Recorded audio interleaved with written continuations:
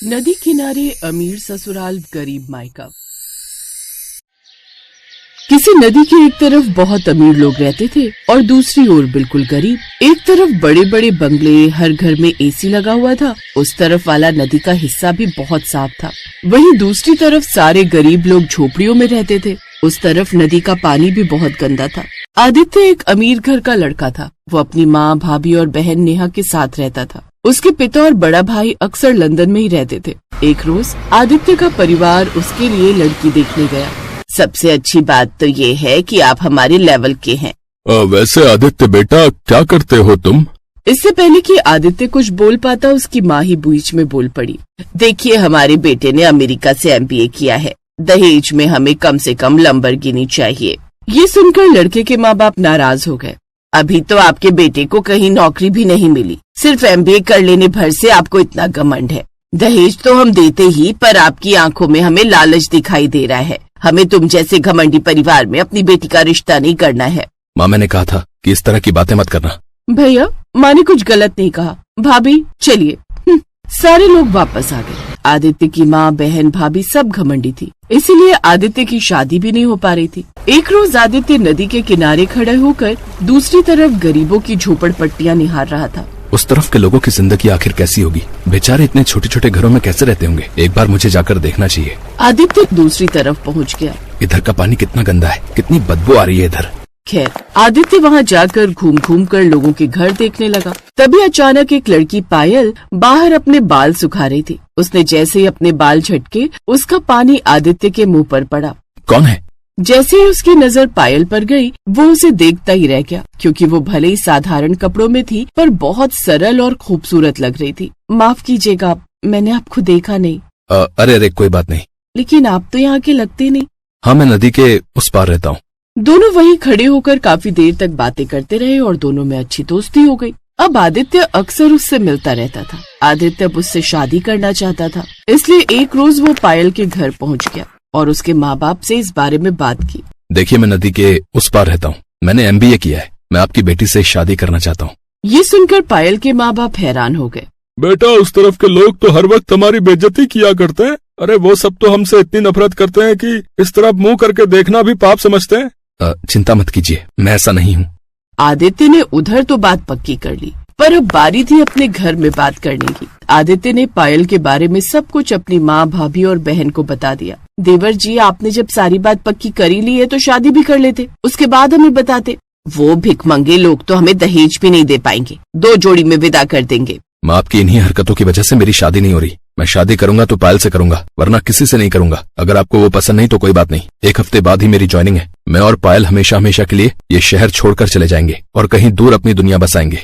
इतना बोलकर आदित्य अपने कमरे में चला गया। उधर उसकी लालची माँ ने कहा, अगर नौकरी लगते ही ये हमें छोड़कर चला गया तो सारी कमाई अपनी बीवी पर ही लुटाता रहेगा, हमें तो कुछ मिलेगा ही नहीं। हाँ माँ, इससे अच्छा तो आप इस शादी के लिए मान जाइए। तो इस तरह आदित्य के घर वाले उस शादी के लिए मान गए। 1 हफ्ते के अंदर ही आदित्य पायल के घर बारात लेकर पहुँच गया।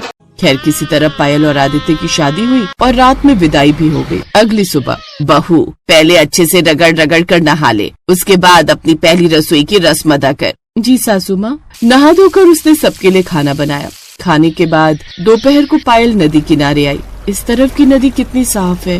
खैर, धीरे धीरे रात हो गई। रात में आदित्य ने पायल से कहा, पायल, मेरी बहुत दिनों बाद बेंगलुरु की एक बहुत बड़ी कंपनी में नौकरी लगी है। वो मौका मैं गंवाना नहीं चाहता। मुझे कल ही निकलना होगा। कोई परेशानी हो तो मुझे फोन पर बताना। इस घर में हर सुविधा है, मुझे भला क्या समस्या हो सकती है। आप जाइए और मन लगाकर काम कीजिए। अगली सुबह आदित्य निकल गया। उसके जाते ही सास, बहू और ननद पायल के खिलाफ साजिश रचने लगी। आदित्य चला गया, अब इस पायल की बच्ची को इतना परेशान करते हैं कि ये खुद हमारा घर छोड़कर अपने गंदे से मायके में चली जाए। ठीक है सासू माँ, सबसे पहले इसे घर के सारे कपड़े पर्दे साफ करवाते हैं, बाकी का काम तब तक हम लोग सोच लेंगे। तो इस तरह उन तीनों ने पायल से सारे कपड़े और पर्दे धुलवाए। जैसे थक कर वो बैठी वैसे ही, कपड़े अच्छे से धो गए ना? हाँ भाभी, सब अच्छे से धोकर सुखाने के लिए भी डाल दिए। ठीक है, अब बाहर जाओ और नदी किनारे जो चबूतरा बना है उसे अच्छी तरह से धो दे, और ये काम तुझे हर सुबह शाम करना है। ठीक है भाभी। वो बाहर जाकर नौकरों की तरह सफाई करने लगी। सारे मोहल्ले वाले उसे देखकर हंस रहे थे। ये मुझे बहू कम नौकरानी ज्यादा लगती है। पायल ने सुन तो लिया पर कोई जवाब नहीं दिया। तो उस दिन के बाद दिन रात वो तीनों मिलकर उसे टॉर्चर करती रहती थी। बिल्कुल नौकरानी बनाकर रख दिया था उन लोगों ने उसे। पर पायल बिना शिकायत किए सारे काम करती जा रही थी। फिर एक दिन, यार ये तो सारे काम करती जा रही है, परेशान होकर भाग क्यों नहीं रही? माँ, अब कुछ ऐसा करना होगा जिससे इसकी पूरे मोहल्ले के सामने बेइज्जती हो जाए, तब जाकर ये भागेगी। ठीक है, मैंने सोच लिया। उसी वक्त उसने पायल को बुलाया और कहा, सुन, आज रात हम पूरे मोहल्ले को पार्टी देने वाले हैं। 200 लोगों का खाना तुझे अकेले ही बनाना होगा, बना लेगी ना? हाँ सासू माँ, अभी बनाना शुरू कर देती हूँ, रात तक बन जाएगा। रात तक उसने सारा खाना अकेले ही बनाकर तैयार कर दिया। जैसे ही सारे मेहमानों ने खाना देखा वैसे ही, आपने हमें यहाँ बेइज्जत करने के लिए बुलाया है? जिस तरफ हम अपना चेहरा करके देखना तक पसंद नहीं करते, उस गंदी जगह की लड़की के हाथ का खाना आप लोग हमें खिलाना चाहते थे? बेचारी पायल की आंखें आंसुओं से भर गई। वो चुपचाप छत पर जाकर अपना गरीब मायका देखने लगी।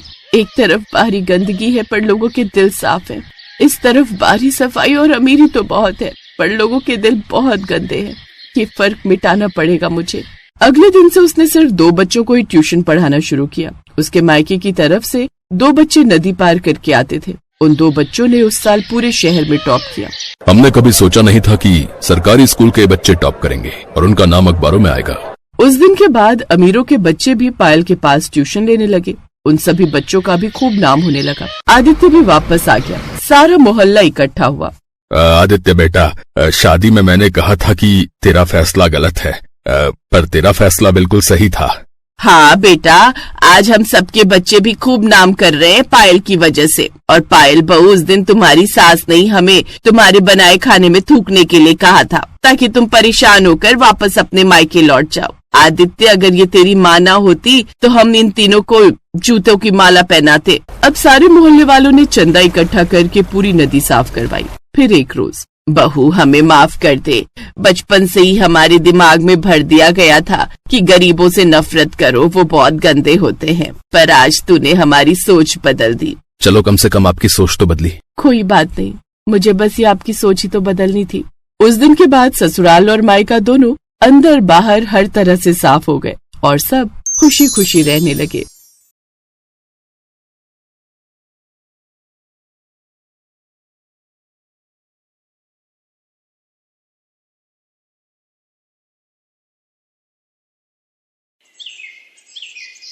पायल और अनुष्का दोनों बहनें थीं। उनका जन्म एक गरीब परिवार में हुआ था। पायल जहां सांवले रंग की थी तो वहीं अनुष्का दिखने में बेहद ही खूबसूरत थी। दोनों बहनें जवान हुईं। अनुष्का तेज तर्रार, मॉडर्न और सुंदर लड़की थी, इसलिए अमीर घर के लड़के ने उसे पसंद कर लिया। तो वहीं पायल की शादी एक गरीब परिवार में हो गई। पायल ढेरों अरमान मन में संजोए अपने ससुराल आई, लेकिन ईंट गारे से बना ढांचा ही अब उसका घर था। ये देख उसकी आंखें भर आईं, लेकिन इसी को अपनी किस्मत मानकर उसने चुपचाप स्वीकार कर लिया। उधर अनुष्का अपने बड़े अमीर ससुराल में आकर बहुत खुश थी। एक रोज जब पायल बाजार में सब्जी लेने पैदल जा रही थी तो अचानक गाड़ी में जाती हुई उसकी बहन अनुष्का की नजर उस पर गई। वो गाड़ी से उतर कर बोली, अरे दीदी, आप कहाँ जा रही हो?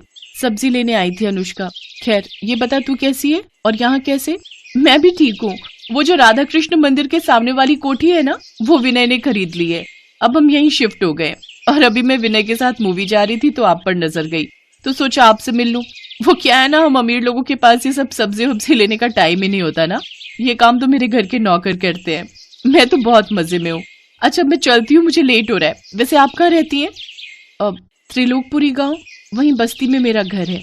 अच्छा खैर, मैं किसी दिन फुर्सत में आपसे मिलने आऊंगी, फिर ढेर सारी बातें करेंगे। Okay bye. ये कहकर अनुष्का अपने रास्ते निकल गई। ऐसे ही समय बीत गया। एक रोज पायल अपने पति उमेश से बोली, सुनिए जी, अपने घर में ना प्लास्टर करवा लो, दीवार की दरारों से मच्छर घुस आते हैं। बस कुछ दिन और गुजारा कर लो। अब रिक्शा चलाने के साथ साथ पढ़ाई भी कर रहा हूँ। भगवान ने चाहा तो जल्दी अच्छी नौकरी भी मिल जाएगी। ऐसे ही समय बीता। एक रोज अनुष्का पायल के घर आई, शॉर्ट ड्रेस, आंखों में चश्मा, हाई हील और हाथ में ढेर सारे गिफ्ट्स लेकर। जब वो अपनी कार से उतरी तो सभी आस पड़ोस के लोग उसे देखते रहे, यहाँ तक कि उसकी खुद की बहन पायल भी उसे पहचान नहीं पाई। अरे अनुष्का तू? बाप रे, तेरा तो स्टाइल ही बदल गया। अब क्या करे दीदी, अमीरों का तो यही लाइफस्टाइल होता है। अच्छा अब क्या यहाँ दरवाजे पर ही बातें करोगी? चलो अब मुझे अंदर आने दो। मैं भी तो देखूं तुम्हारे महल को। अनुष्का उसके घर के अंदर आती है तो चारों ओर से उसकी ईंट की चार दीवारी को ही देखती रह जाती है। फिर पायल के हाथों में तरह तरह के मिठाइयों के डिब्बे और ढेर सारे गिफ्ट देती है। फिर कुछ देर बाद पायल पानी लेकर आई। उसकी सांस फूली हुई थी। दीदी कहाँ चली गई थी पानी लेने? आपकी सांस फूली हुई है। गली के बाहर जो सरकारी नल है ना, वहीं से लाई हूँ। सरकारी नल से? ना बाबा ना, मैं नहीं पीऊंगी, कहीं मेरा पेट खराब हो गया तो। अच्छा वैसे यहाँ अजीब सी बदबू क्यों आ रही है? वो मैंने सुबह लिपाई की थी ना, तो थोड़ी गोबर और मिट्टी की महक तो आएगी ही। यू गोबर, छी! मेरे घर में तो ग्रेनाइट पत्थर लगा हुआ है, वो भी महंगे वाला। अच्छा मैं चलती हूँ। अनुष्का तू पहली बार अपनी बहन के ससुराल आई है, चाय तो पी कर जा। चाय? अब इस गोबर वाले घर में कुछ भी पीने की इच्छा नहीं हो रही। नहीं नहीं रहने दो दीदी, मैंने चाय पीना छोड़ दिया। अब तो मैं सिर्फ केसर पिस्ते वाले दूध ही पीती हूँ। अच्छा मैं आपको ना मेरे यहाँ संडे पार्टी भी है, उसका इनविटेशन देने आई थी, आपको आना है। ओके, इसी बहाने आप मेरा ससुराल भी देख लोगी। ये कहकर अनुष्का वहां से चली जाती है। उसके जाने के बाद पायल वो डब्बे खोलती है तो उसमें बहुत सारा खाने का सामान था। अब वो परेशान थी कि जब वो अनुष्का के घर जाएगी तो क्या लेकर जाएगी। शाम को उमेश घर आया तो वो बोला, पायल, अमीरों और गरीबों के लाइफस्टाइल में बहुत फर्क होता है, और वो अमीर हैं और हम गरीब, उनके जैसी हैसियत नहीं है हमारी। ऐसे ही दिन बीत गए। पायल को चिंता सताने लगी कि वो अनुष्का के यहाँ क्या लेकर जाएगी। फिर उसे ख्याल आया कि अनुष्का को उसके हाथ के आटे के लड्डू बेहद पसंद है। वो जल्दी से आटे के लड्डू बना लेती है और फिर अगले दिन उन्हें लेकर अनुष्का के घर पहुंच जाती है, जहां वो देखती है कि अनुष्का अपने शीश महल जैसे घर में आराम से बड़े से सोफे पर बैठी है। उसकी ठाट बाट देखकर पायल हैरान रह गई। पायल ने अनुष्का को पुकारा। अनुष्का ने उसकी ओर देखा तो वो गुस्से से भड़क गई। ओफो दीदी, मैं जानती हूँ कि तुम गरीब हो, लेकिन कम से कम तुम्हें इतना तो पता होना चाहिए कि अमीर लोगों के घर कैसे बनकर जाना चाहिए। अरे कम से कम एक जोड़ी नए कपड़े ही खरीद लेती। तुमसे अच्छी तो हमारी एक काम वाली लग रही है। तभी वहाँ अनुष्का के ससुराल वाले भी आ गए। अनुष्का, मैं तुम्हारे लिए अपने हाथों से आटे के लड्डू बनाकर लेकर आई थी। पहले बात अलग थी दीदी, अब मैं अमीर खानदान में आ गई हूँ। जाओ यहाँ से। अब मेरे यहाँ तभी आना जब तुम्हारा ये गरीबी वाला लाइफस्टाइल बदल जाए। बहू, क्या जरूरत थी गरीब लोगों को पार्टी में बुलाने की? अनुष्का, तुम तो इनके यहाँ कितना कुछ लेकर गई थी और ये बेकार से लड्डू लेकर आई हैं। अपनी बेइज्जती देखकर पायल रोते हुए वहां से चली जाती है। ऐसे ही 3 साल बीत गए। दोनों बहनों की डिलीवरी होने वाली थी। पायल को उमेश जल्दी से पास के सरकारी अस्पताल में ले जाता है, तो वहीं दूसरी तरफ अनुष्का को विनय एक महंगे प्राइवेट अस्पताल में ले जाने लगता है। लेकिन प्राइवेट अस्पताल थोड़ा दूर होता है और वो वहां तक नहीं जा पाते, इसलिए वो भी अपनी पत्नी को सरकारी अस्पताल में ही ले जाता है। कुछ देर बाद डॉक्टर पायल से कहते हैं, मुबारक हो, आपको 2 जुड़वा बेटे हुए हैं। ये सुनकर पायल और उमेश बहुत खुश हुए, लेकिन तभी दूसरे कमरे से किसी के रोने की आवाज आई। पायल ने पर्दा हटाकर देखा तो सामने बिस्तर पर अनुष्का बेहोश थी और विनय और उसकी माँ आपस में बातें कर रहे थे। माँ, जब अनुष्का होश में आएगी और अपने बच्चे के बारे में पूछेगी तो मैं उसे क्या कहूंगा कि तुम्हारा बेटा मरा हुआ पैदा हुआ है और अब वो कभी माँ नहीं बन सकती? नहीं बेटा, अगर ऐसा हुआ तो वो सदमे में भी जा सकती है या हमेशा हमेशा के लिए कहीं कोमा में ना चली जाए। इसीलिए डॉक्टर ने उसे कुछ भी बताने से मना किया है। नहीं माँ, मैं अनुष्का को नहीं खोना चाहता। उनकी बातें सुनकर पायल और उमेश ने एक दूसरे की तरफ देखा, फिर एक फैसला लिया। पायल ने अपना एक बेटा गोद में लिया और विनय से जाकर कहने लगी, विनय, मैं भी अपनी बहन को नहीं खोना चाहती। हमने आप दोनों की सारी बातें सुन ली। मैंने जुड़वा बेटों को जन्म दिया है, इसलिए मेरा एक बेटा तुम रख लो और अनुष्का को यही कहना कि ये उसी का बेटा है। मैं गरीब जरूर हूं, लेकिन दुख तो सबका बराबर ही होता है ना।